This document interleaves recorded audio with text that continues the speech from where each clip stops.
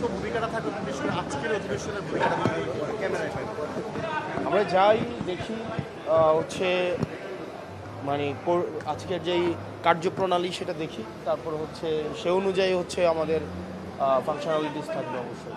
তো রাষ্ট্রপতি নিয়ে আপনাদের একটা অবজেকশন ছিল, উনি ভাষণ দেবেন, তো সেই সময় আপনাদের অবস্থানটা কী হবে?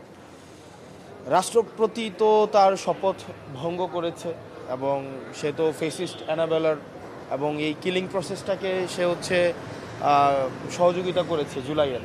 তো সেই জায়গা থেকে তার মোরাল তো কোনো গ্রাউন্ড নাই আজকে জুলাইয়ের মধ্য দিয়ে অর্জিত এই পার্লামেন্টে সে ভাষণ দেওয়ার।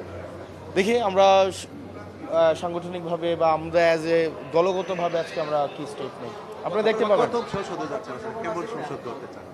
অবশ্যই এটা ফাংশনাল আমরা একটা পার্লামেন্ট চাই, যেই পার্লামেন্টে জাতির সকল সমস্যার সমাধান হচ্ছে পার্লামেন্ট থেকে উঠে আসবে, অংশগ্রহণমূলক একটা পার্লামেন্ট আমরা চাই। আপনি যেটা বলেছেন সংবিধান অনুযায়ী রাষ্ট্রপতি ভাষণ দেওয়ার কথা, আমরা দলগতভাবে এই বিষয়গুলো নিয়ে আমরা কথা বলবো। ভালো থাকবেন, আসসালামু আলাইকুম।